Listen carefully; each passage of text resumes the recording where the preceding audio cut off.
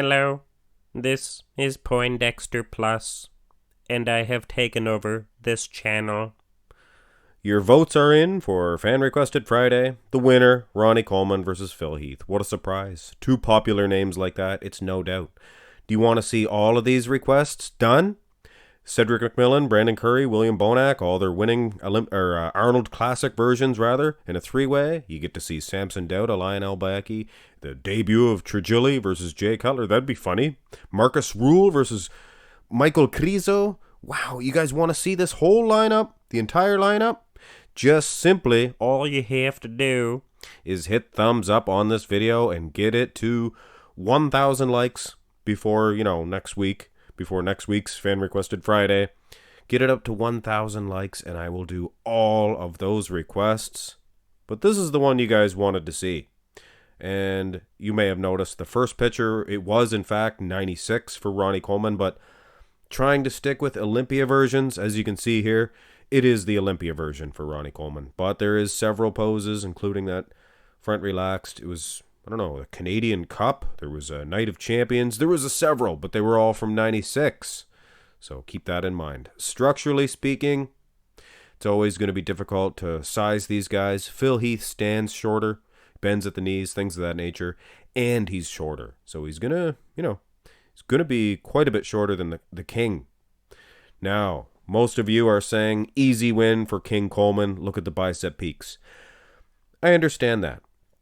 But you have to look at this thing at all angles. And Ronnie Coleman is not the perfectly built bodybuilder that a lot of you think he is.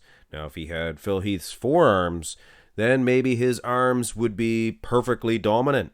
You could say the same thing and say, if Phil Heath had Ronnie Coleman's biceps, then there would be the perfect arms. But at the end of the day, Coleman is winning on the clavicle width. He's huge, and those wheels are massive, but both guys possess a fantastic set of quads. Make no mistake about it. But at the end of the day, those bicep peaks probably would get the victory. Front lat spread. Now this is probably a no-brainer. Phil Heath is full of thick, rich, delectable, three-dimensional muscle, rich creamery muscle. Look at the three-dimensional delts, arms, biceps. But this is a front lat spread. You have to be thinking silhouette, clavicle width. And it's a domination by the King, Coleman. Yeah, buddy. Ding, ding, ding. And when condition is equal, which it appears to be, you're going to have to vote for the bigger umbrella, the bigger parachute. When he opens up. And I do. I give the victory so far, actually, after the first two shots. But Phil Heath can be deceiving. Side chest development is an awesome Dr. Phil shot.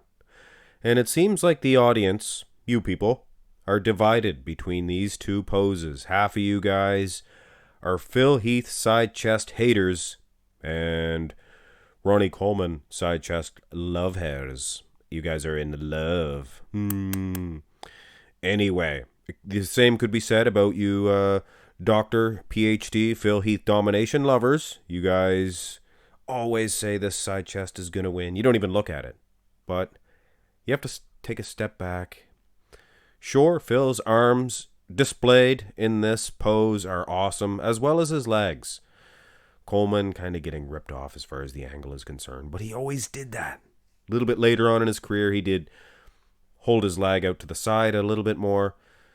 He's so gosh darn big structurally that it might be a coin toss to some people. I don't know. I kind of like King Coleman. 9 times out of 10, I do like Phil Heath better in the side chest, but I don't know. The chest looks bigger for King Coleman.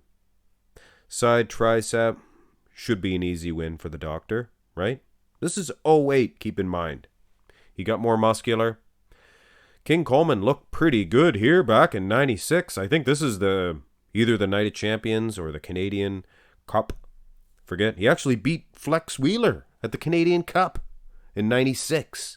It was the first time he ever defeated Flex Wheeler, way back in 96. So he was on fire even then with victories over the Wheeler man.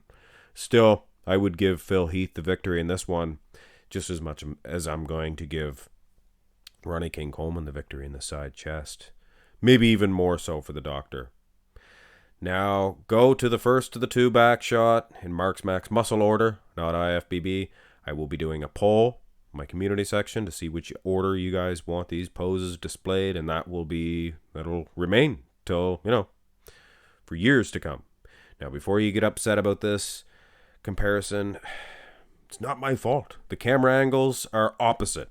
One's going to make Phil Heath's back look so much longer and shorter, stubby legs, and the opposite could be said about Ronnie Coleman. The camera's way down, makes his legs look long, and his upper body look short. So you kind of have to make a educated decision on that.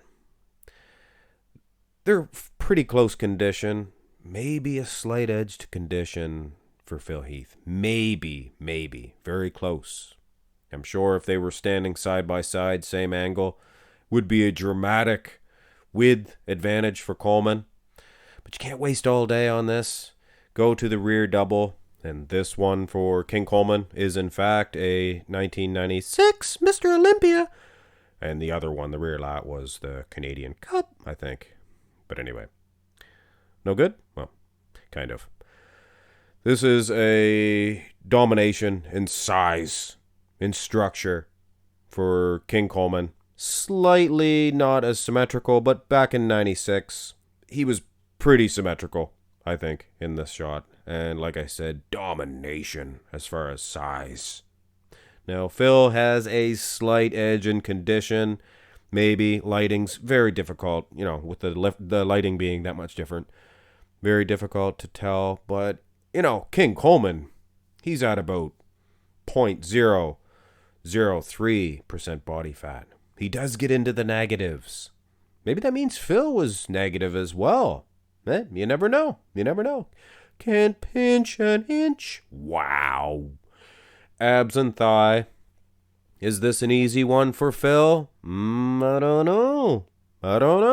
He does not have the best abs in the world.